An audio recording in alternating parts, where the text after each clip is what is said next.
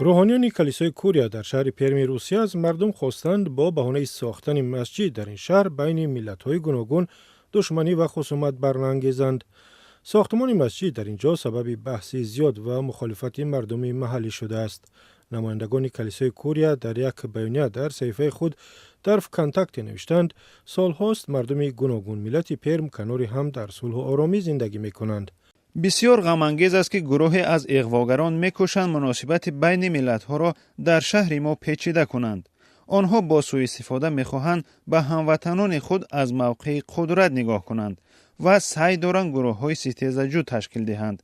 آخر ساختمان مسجد را ساکنان شهر ما برنامه‌ریزی کردند و به اینجا نمازگزاران نه فقط از حساب مهاجران بلکه خانواده‌ها و مردم بزرگ شده و تربیت دیدگان پرم می‌آیند.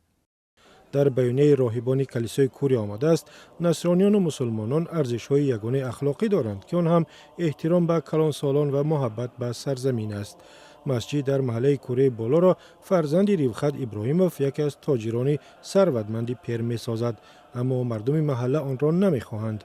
انور حضرت ابلویف مفتی این منطقه چند پیش گفته است که مخالفان ساختمان مسجد سعی دارند بین مردم گوناگون ملت در اینجا نزاع برانگیزند.